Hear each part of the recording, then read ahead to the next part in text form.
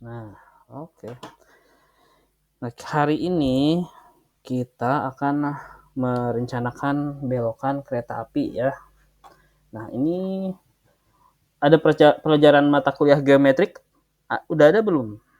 Semester depan. Pernah nggak? Perencanaan geometrik ada mata kuliahnya kan? Halo? Nggak ada, Bapak. Nggak ada. Masa nggak ada? Geometrik jalan raya. Biasanya sama Pak Dio biasanya. Paling kemarin yang desain jalan Desain. itu. Hmm. Masih ingat ada yang namanya belokan full circle. Masih ingat gak? Ya, Bapak ada. Ada spiral, circle, spiral. Pernah kan? Nah, sekarang saya mau tes nih. Untuk merencanakan belokan, ya. Nah, radius belok ini, ya, kita hitung berdasarkan apa? Ayo, saya tes nih. Belokan, misalkan ada kita mau begini. Ini titik 1, ini titik 2, ini titik 3. PI, point of intersection. Nah, kita mau belok nih, ya. Nah, kita nggak bisa lurus langsung belok sekaligus kan kayak di jam. Kita harus membentuk sebuah tembereng lingkaran. Nah, tembereng apa bujur ya? Tembereng kalau nggak salah. Sorry. Mana tadi? Nah, ini harus berdasarkan apa? Harus berdasarkan apa? Nah, titik 1, titik A, B, titik, sorry, 1,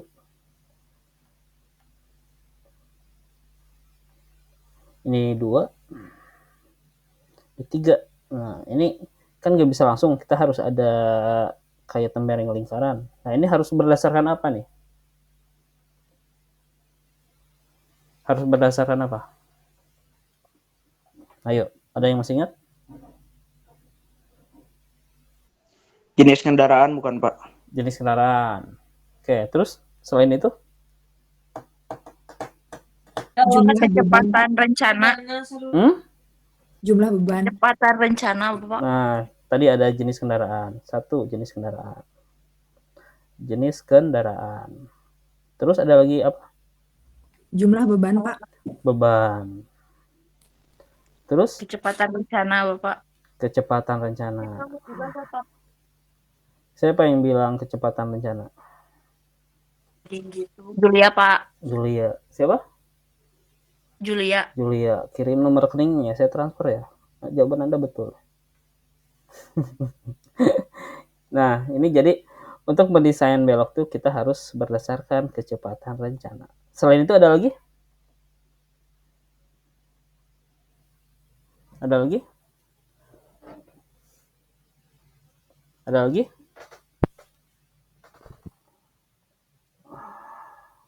Ada lagi selain ini? Selain 3 ini? Gak ada. Nah, ini semuanya betul ya, tapi yang paling tepat adalah kecepatan rencana. Ya. Nah, sama di kereta api juga desain belokan kereta api ya, alignment horizontal kereta api harus berdasarkan kecepatan. Cuman kecepatannya kalau mobil, kalau jalan raya kecepatannya berapa? VR-nya?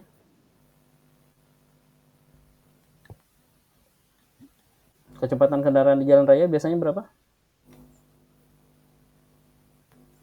40.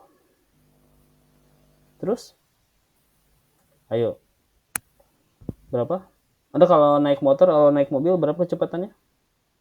60. 60.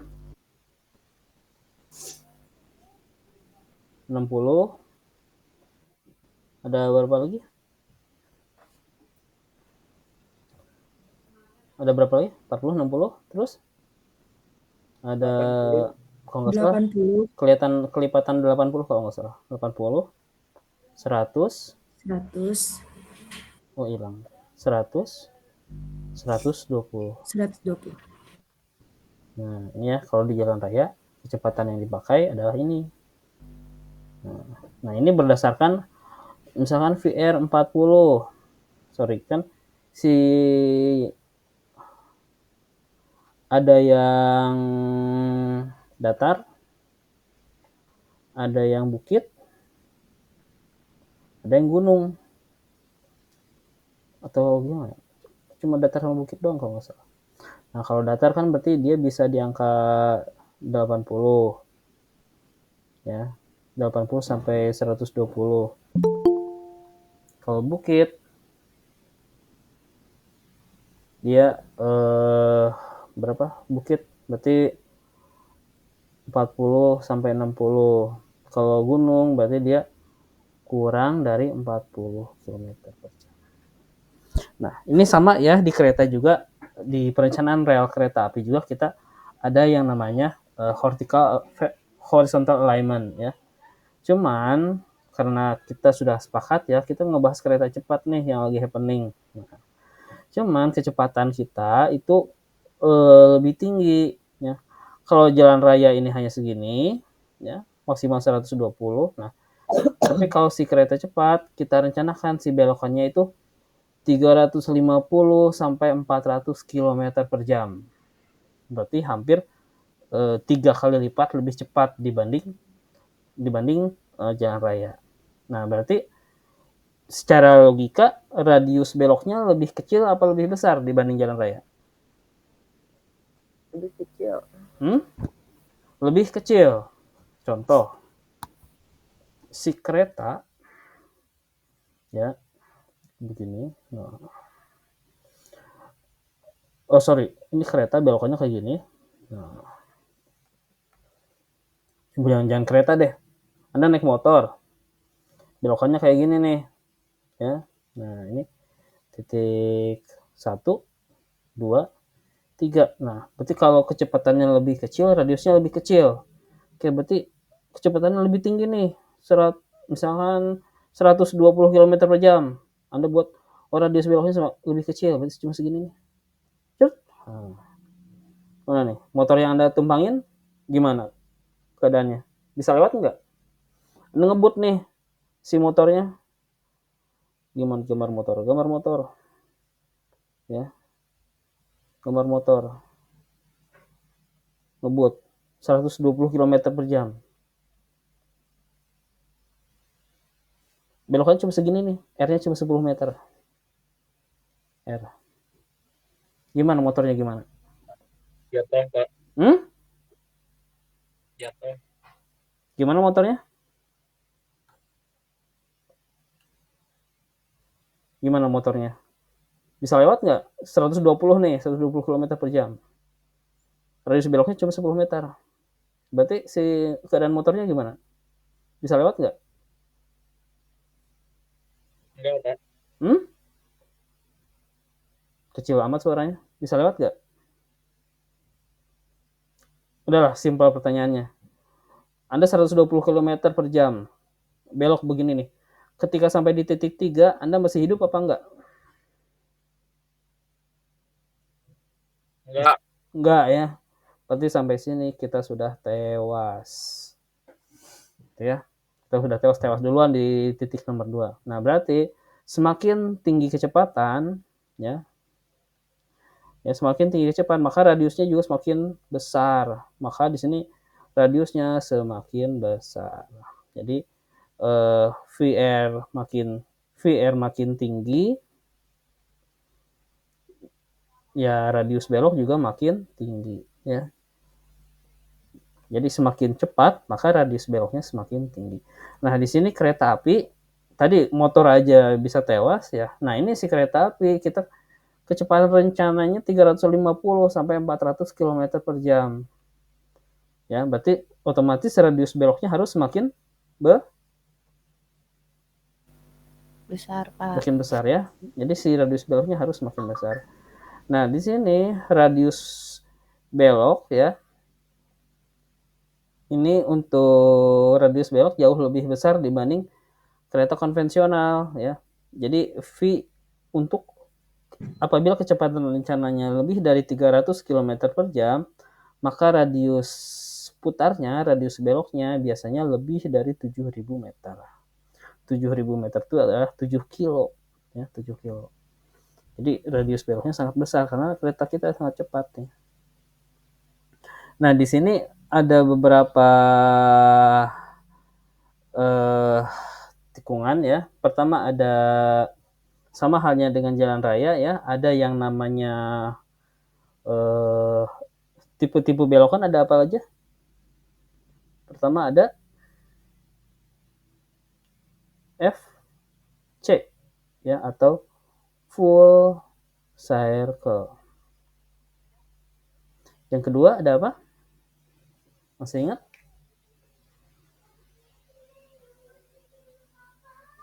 SCS, spiral, circle, spiral. Ada yang terakhir, ada SS, ya, spiral, spiral, spiral. Sorry, tulisan saya jelek. Nah, di sini sama, ya, sama kereta, sama jalan raya juga sama. Jadi di kereta api juga ada tipe belokan yang full circle, ada spiral, circle, spiral, lalu ada spiral, spiral, ya. Nah, contohnya kayak gini. Lalu ada beberapa istilah, ya, yang harus Anda ketahui. Ada yang namanya, gimana ya, saya harus buat lapangan, buat ini ya, halaman yang kosong.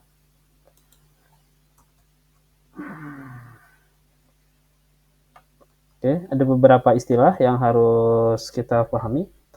Ada yang namanya istilah tangen.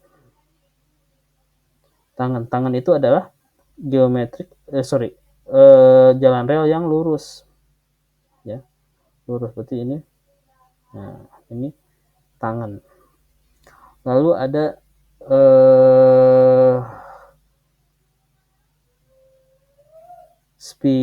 tangen spiral.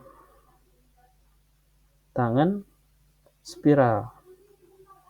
Tangen spiral itu ketika dia tangen jalan lurus, lalu dia ketemu yang namanya spiral. Nah, oke, berarti ini TS. Nah, ini adalah TS. Jadi ketika tangen ketemu spiral, kita sebut dengan TS. Nah, tapi kalau tangan ke tangan, ya, kalau tangan berarti dia T lah di sini, tangan, ya. Tapi ketika tangannya ketemu sama spiral, maka kita sebut dengan TS. Oke, lalu ada juga yang namanya tangan circle, ya, tangan circle. Jadi ketika dia tangan jalan lurus, nah, dia ketemu pembereng lingkaran. Nah, ini kita sebut dengan TC, tangan circle. Ini tangan. Nah, ketika si circle ketemu tangan, maka kita sebut spiral tangan atau CT. Ya. Next ada juga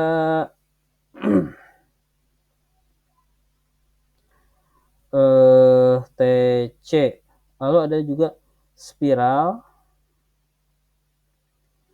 ke circle.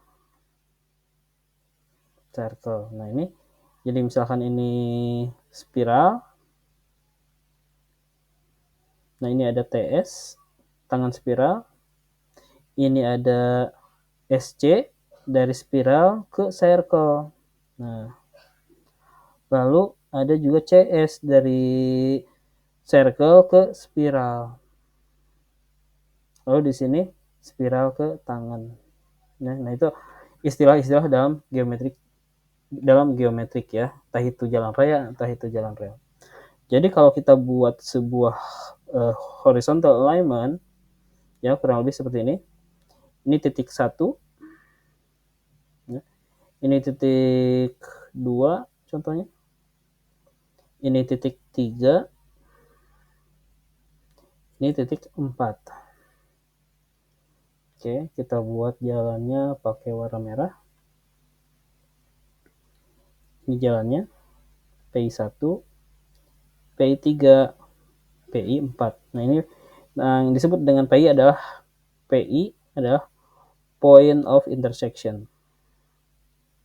Point intersection. Ini PI. Nah, lalu ada yang namanya belokannya. Nah, contoh di sini kita full circle. Nah, berarti di sini TC, ini ada CT. Oke. Terus yang di sini spiral tangan spiral. Spiral circle spiral. Berarti di sini ada SC. Oke. Lalu ada di sini SC. Bukan SC, tapi TS tangan spiral. Ada TS, lalu di sini ada SC, lalu di sini ada CS dari spiral ke tangan, lalu yang terakhir di sini ada spiral ke tangan. Nah, ini adalah salah satu bentuk dari horizontal alignment. Sebentar saya rapihkan.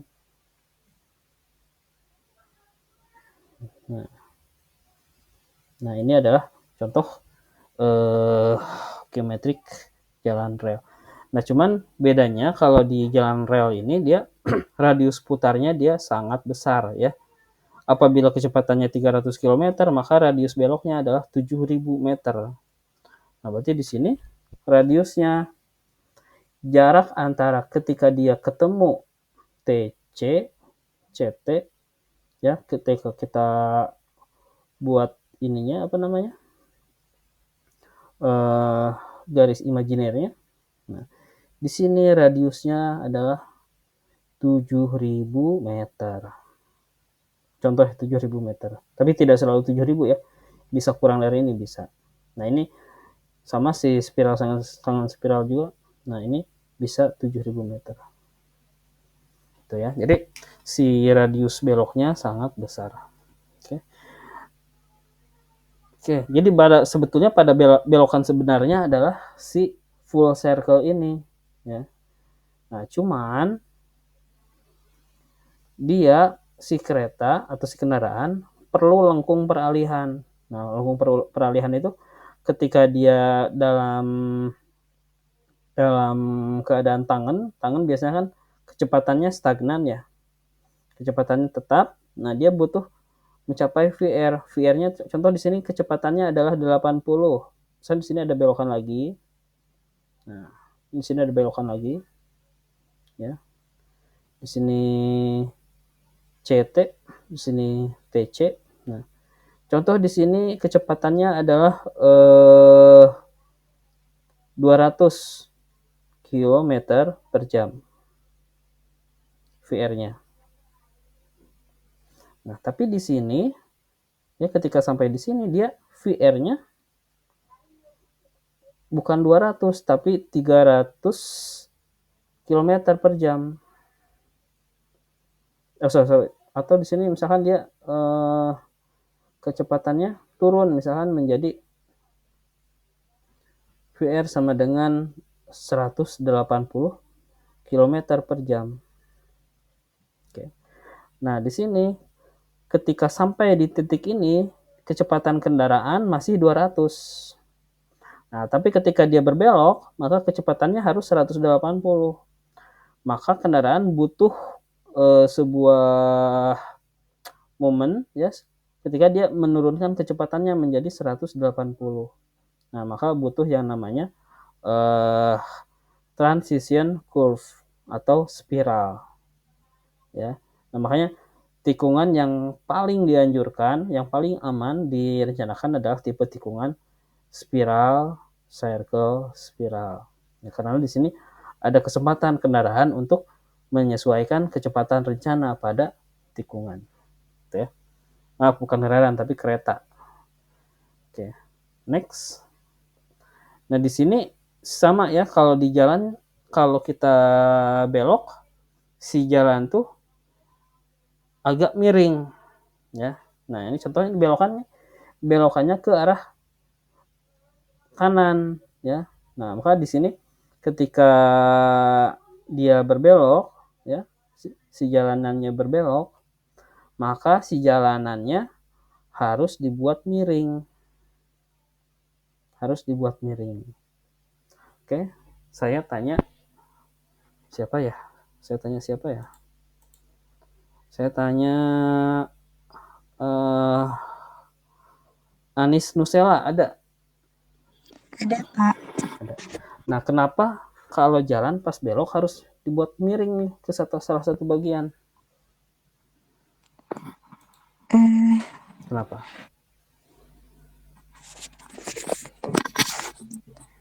Kenapa? Karena tadi Pak ada rencana kecepatannya. Ada rencana kecepatan. Ya kan nggak ada hubungan sama kecepatan. Kenapa harus dibuat miring?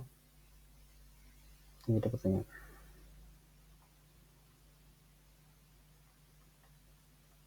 Kenapa harus dibuat miring? Ya, kenapa harus dibuat miring? Nah, sama kereta juga harus dibuat miring. Kenapa harus dibuat miring? Ayo. Untuk meningkatkan keselamatan juga, Pak. Emang kalau lurus nggak selamat? Ayo.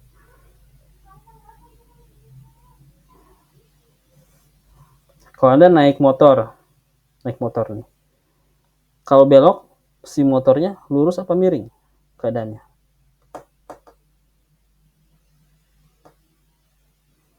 Naik motor nih. Lurus apa miring keadaannya kalau belok si motornya? Atau lihat ini lah MotoGP, pas dia belok motornya miring apa tegak? Sedikit miring. Miring. Nah, kenapa bisa miring? Untuk mengimbangi.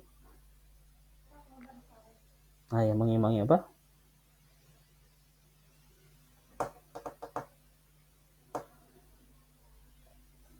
Nih, Anda naik mobil nih di sini nih.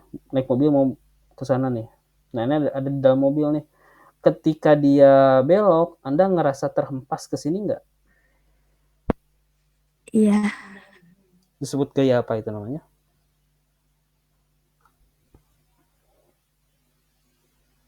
Disebut gaya apa?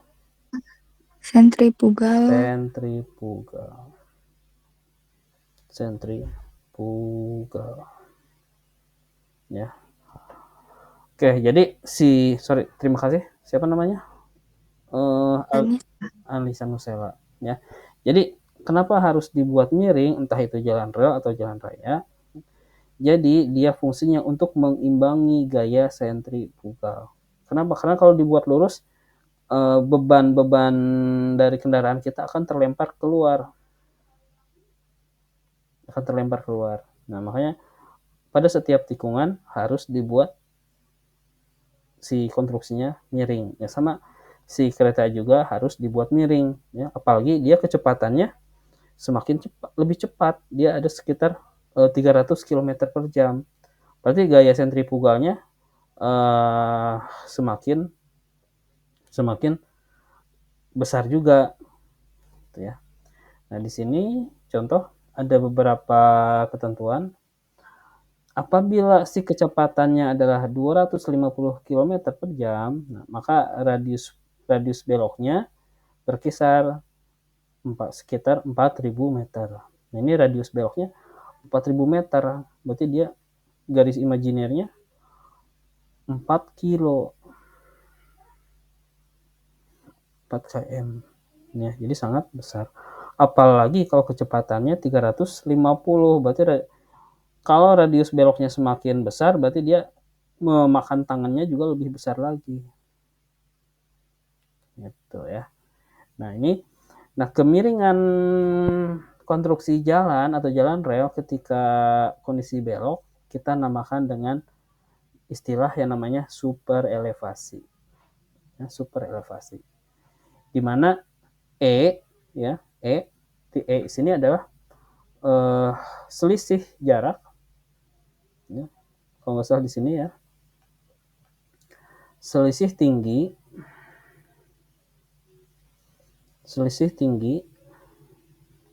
antara permukaan dalam dengan permukaan luar. Nah, ini maksimal kalau di high speed rail adalah 180 mm. Kalau di sentimeter kan berarti 18 cm. Gitu ya. Ini sangat rendah nih, hanya 18 cm. Oke, next. Lalu ada juga yang namanya DU ya, Kent deficiency, atau selisih antara sumber elevasi ideal yang dibutuhkan dengan sumber elevasi aktual yang tersedia atau diberikan pada lintasan. Lalu ada istilah lain yaitu lateral acceleration rate ya. Ini adalah tingkat perubahan percepatan lateral yang dirasakan penumpang ketika kereta masuk atau keluar lengkung. Nah, ini si jerk ini ya. Ini adanya di posisi spiral ke tangan ya. Perubahan percepatan lateral. Jadi si keretanya ketika di sini ketika di pas tikungan dia 200, nah, oh udah aman nih. Nah, dia nambah lagi kecepatan pada spiral. Ini dinamakan dengan jerk. Oke. Next. Nah, ini ada beberapa ketentuan dalam merencanakan tikungan. Nah, yang pertama adalah merencanakan kemiringan ya. Kita bisa hitung berdasarkan gaya sentrifugal yang terjadi ya. EQ atau keseimbangan gaya sentrifugalnya adalah 11,8 dikalikan dengan V pangkat 2 dibagikan dengan R. Nah, R ini belum ketahuan ya, ketahuannya nanti. Berarti si super elevasi ini kita bisa hitung belakangan. Tetapi si V ini ya, V ini harus kita rencanakan dari awal. Berapa sih kecepatan kereta ketika dia melewati tikungan? Nah, ini harus kita tentukan dari awal. Contoh di sini kita belum menghitung super elevasi ya, untuk saat ini kita masih menghitung radius lingkaran. Nah, contoh di sini si kereta ya, kecepatannya adalah 300 km per jam. 300 km per jam ya. Dengan maksimum sebesar 150. Berarti di sini ketika si relnya miring, nah di sini maksimal kemiringannya kita rencanakan sebesar 150. Lalu nilai DU tadi ya, DU itu adalah ini selisih antara super elevasi ideal dengan yang dibutuhkan lintasan. Di sini kita asumsikan sebesar 100. Oke. Nah, maka untuk menentukan radius beloknya ya. Maka untuk menentukan radius beloknya adalah tadi rumusnya ada di mana ya, di atas kalau nggak salah.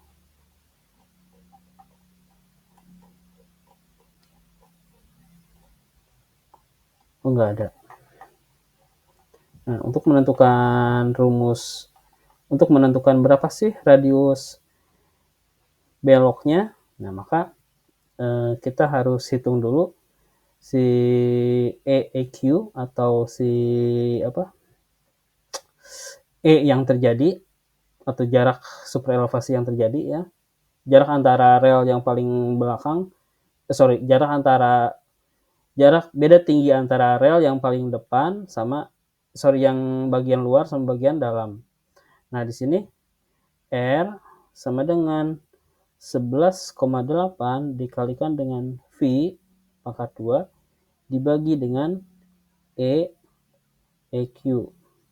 Di sini 11,8 singkat cerita kali 300 pangkat 2 dibagi 250. Nah, hasilnya adalah 4.248 meter. Nah, maka si kereta ya, dengan kecepatan 300, di sini VR sama dengan 300 ya, maka direncanakan si radius belok ini minimal segini nih. Nah, cuman kan bakalan menyulitkan nih sama yang kerja, maka dibuat harus lebih besar. Ya, maka dia dibulatkan ke 420/50. Maka radius beloknya yang terjadi adalah 4.250. Belokannya yang mana? Ini belokannya. Gitu. Nah, ini si jalan relnya. Terus memanjang ke sana. Nah, ini untuk satu belokan. Jadi apabila si V-nya 300, ininya berapa? Berarti dia 4.250. Oke. Nah, di sini ada juga diagram super elevasi ya. Jadi ketika dia mengalami tikungan, nah, harus kita hitung kemiringannya juga, tidak bisa asal ya. Harus kita hitung kemiringannya berapa, lalu dia mulai miringnya di mana.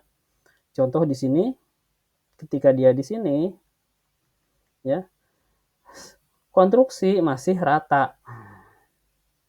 Konstruksinya masih rata. Oke, ketika dia tangan ke spiral. Oke, lalu next, dia lalu si bagian luarnya kita naik sedikit-sedikit ya, sampai dia ketemu di spiral circle. Nah, berarti pada posisi sini konstruksinya masih normal.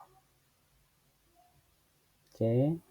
Lalu ketika di sini spiral circle, maka si relnya harus sudah miring. Ya, sudah miring. Berarti miringnya ke sini.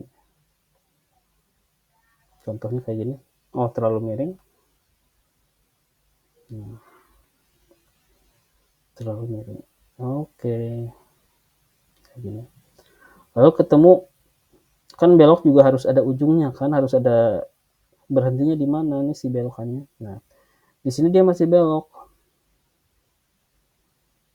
Nah, masih miring. Tapi ketika di sini dia sudah kembali normal. Nah, ini adalah fungsi dari diagram super elevasi. Oke, contoh di sini V-nya ya, dengan cara yang sama ya.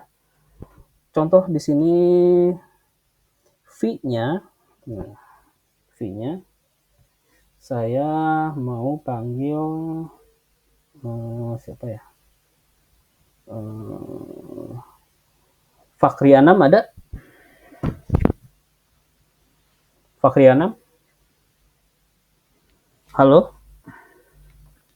Fakri Anam ada? Hadir, Pak. Hadir. Oke, NIM Anda belakangnya berapa? Ya, Pak. NIM Halo. Anda belakangnya berapa? 8, Pak. 8. 8 berapa? 8 sama apa? 88, Pak. 88. Oke, di sini contoh V-nya sama dengan 288 nih. 288. Max-nya sama nih. 150. DU-nya sama lah 100. Berapa radius belok yang terjadi? Berarti 11,8 dikali dengan V pangkat 2. Ya, V pangkat 2. V pangkat 2 dibagi EQ. Oke, lalu 11,8 dikali 288 pangkat 2 dibagi EQ 250. Berarti 11,8 dikali Fakri 6, 288 pangkat 2 berapa?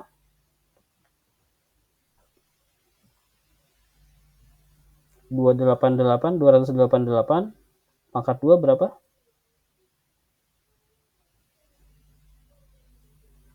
Fakrianam? Halo? Fakrianam? Halo? Ya Pak, halo Pak. 288 pangkat 2 berapa? 82.944 Pak. 288 pangkat 2 berapa? 288 pangkat 288 82.944 944 44. Oke. Sekarang 11,8 dikali 82,944.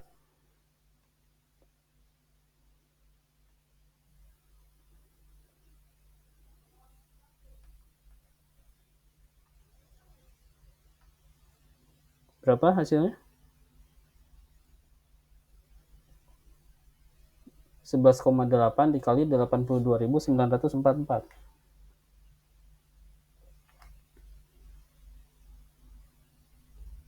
Berapa hasilnya? Ayo. Ayo. Lain kali kalau kuliah stay tune ya, jangan jalan-jalan. Berapa hasilnya?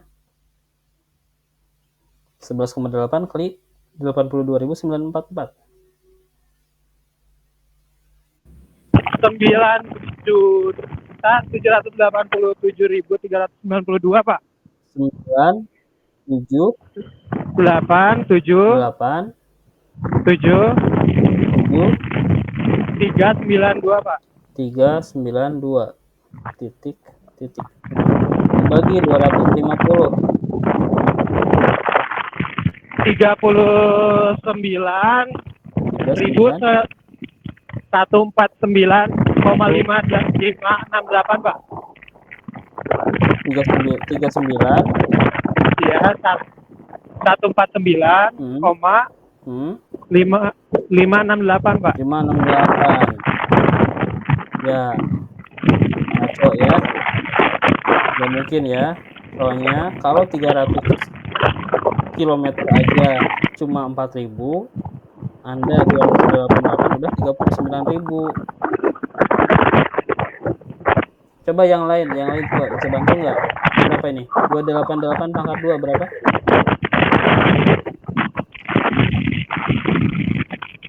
Itu Pak, ya yang itu udah benar 82.944. 82.944. Yang itunya 978.739,2 Pak. Berapa? Yang itu Pak, yang atasnya Pak. Yang atasnya. Ya, yang dibagi 250. Oke, berapa? 978.739,2. 739. Oke, dibagi 250. 2 Pak. Ya, biarin. 3.914. 914. 4. Nah, oke, terima kasih. Nah, apabila si kecepatan rencananya 288 km per jam, ya, nah, maka kita membutuhkan radius belok sebesar 3914. Ya, nah ini dibulatkan menjadi 3950 supaya tidak menyulitkan yang kerja. Jadi pembulatannya harus ke atas. Jadi radius beloknya adalah sebesar 3950. Begitu mungkin. Ada pertanyaan sampai sini? Sampai sini ada pertanyaan? Sampai sini ada pertanyaan? Gak ada Pak. Gak ada. Oke ya. Belum ada tugas. Nanti tugasnya sekalian sama super elevasi. Oke, mungkin gitu aja dari saya. Mudah-mudahan pertemuan kita bermanfaat. Saya ucapkan terima kasih. Assalamualaikum warahmatullahi wabarakatuh. Waalaikumsalam warahmatullahi wabarakatuh. Terima kasih Pak.